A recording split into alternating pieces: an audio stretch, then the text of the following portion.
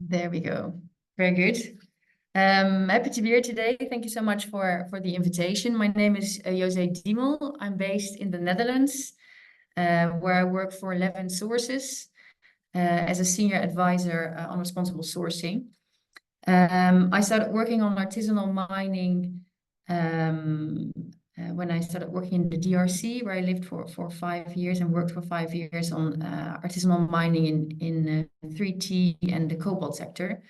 For my work at Levin Sources, I currently advise downstream companies at the other end of the supply chain on how to set up responsible mineral supply chains, but also around opportunities to responsibly source from artisanal mining. So when we got the invitation from women in mining to present 10 minutes on artisanal mining, I was a bit challenged, I think, what to tell in 10 minutes, because there's so much to tell, so much has happened, there's so many initiatives, so many challenges as well. So I decided to take the 10 minutes to kind of look back together with you. I hope it's okay to kind of take stock and see how approaches to artisanal mining and perspectives to artisanal mining have changed over the last 10 years. And I'm saying 10 years because that's how long I've been involved in artisanal mining. So that's, and because it's a very nice round figure, I think. Maybe good before I start to say that my perspectives mainly relate to the DRC and, like I said, to cobalt, copper, and 3T gold mining. So I totally appreciate that your perspectives in other ASM mining sectors might come for you to draw other conclusions. But just to give you a bit of a background on my ideas.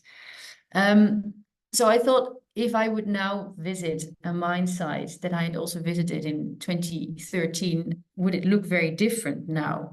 What has changed? And I think it's a bit of a pessimistic note maybe to start with. But I think it's probably fair to say that many of the additional mine sites will not look very different now from 10 years ago, where I think a lot of the mining conditions or the working conditions that people operate in are still very unsafe.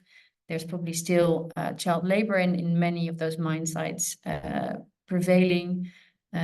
People do not receive a very high income from the dangerous and hard work that they do, working on quick cash and not having a lot of potential to invest for long-term sustainable financial situation. That's not to say, though, that I think nothing has changed. I think a lot has changed over the past 10 years. Important steps have been made. And I wanted to look with you together at those.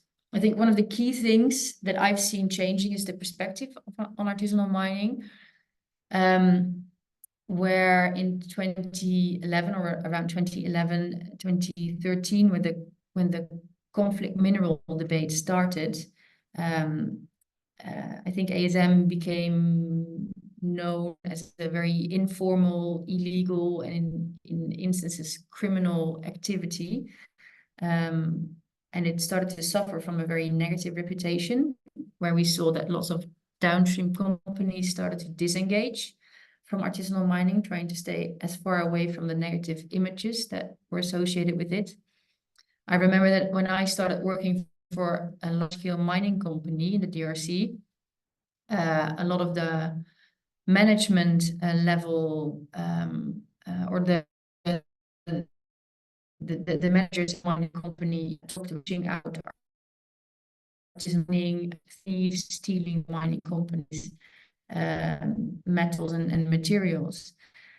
And so in a couple of years' time, I've seen the mentality change towards artisanal mining, where we slowly started to talk about artisanal management plans around the possibility for peaceful coexistence. And now working at Levin Sources, we very regularly receive requests from large-scale mining companies, industrial mining companies, to help them set up ASM management plans that range from peaceful coexistence to collaboration and sourcing from ASM. So I think that's a huge change. I think we've seen a lot happening in terms of national frames, and a lot of different mining codes become legalized in that sense, having a formal place in legislative frameworks. And we've seen the same thing in a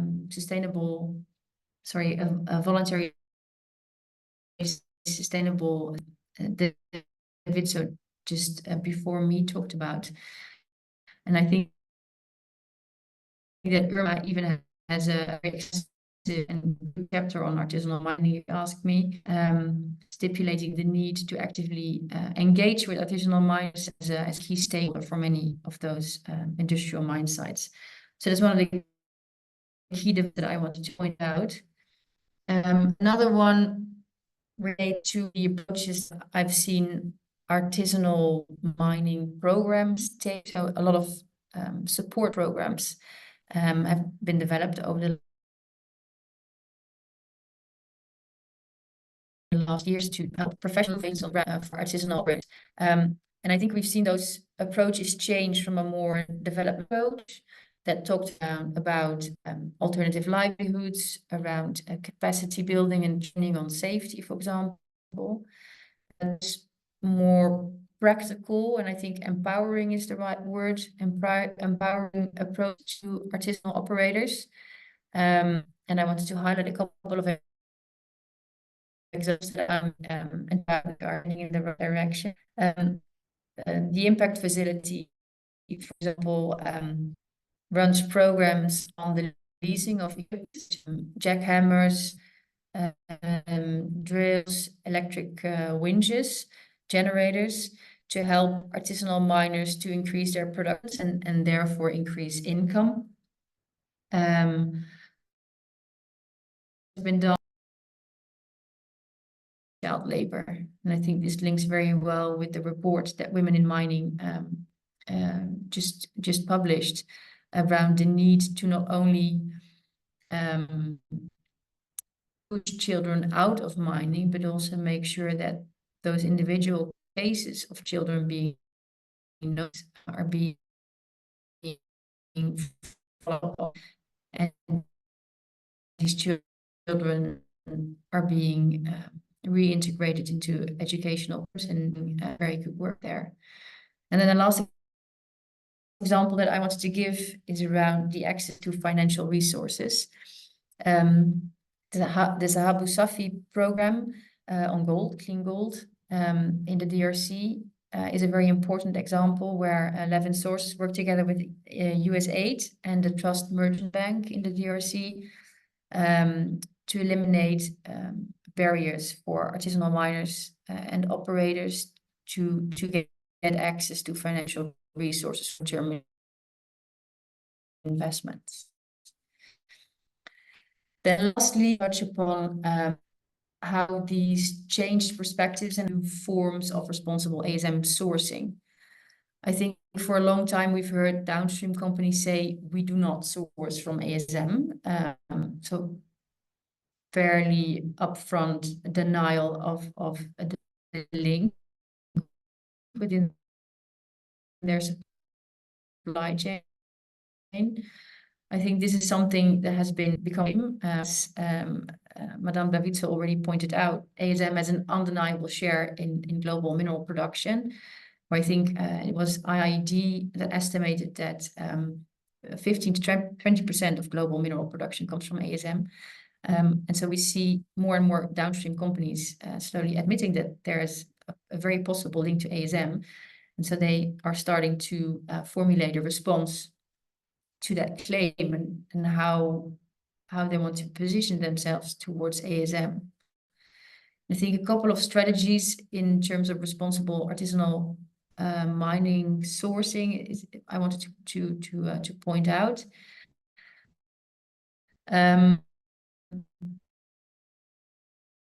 That we within Levin source join multi-stakeholder initiatives, such as the Fair Cobalt Alliance, for example, which also the responsible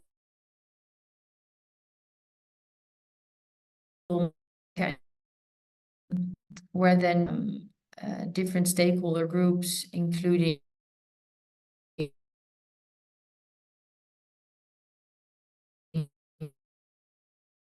downstream.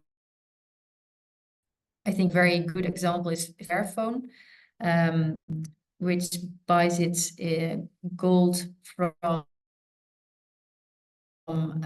Fairmont 5 months, but as currently the life of fair gold doesn't match the material that they use in their materials. And they also offset a part of the gold that they use in Fairphones. So I think these are very new and interesting ways of looking to AI. I think it's through these types of developments and initiatives that I believe we're slowly moving into a world where downstream actors don't try to stay as far away from ASM as possible, but that a lot of frontrunners now stare to then side by side with artisanal operators and cooperatives and work together to improve the outcomes. And that's something that makes me very positive around the way we're going. Thanks.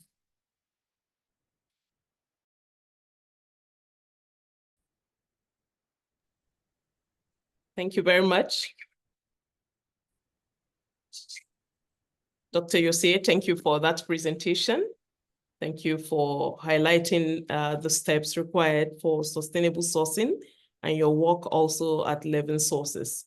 This is highly appreciated for shedding more light on the critical importance of sustainable sourcing. We appreciate that. We would move very quickly now to Madam Lingintu, if you can hear me. While you're setting up your mic, let me appreciate some of the regulators we are seeing from the National Environmental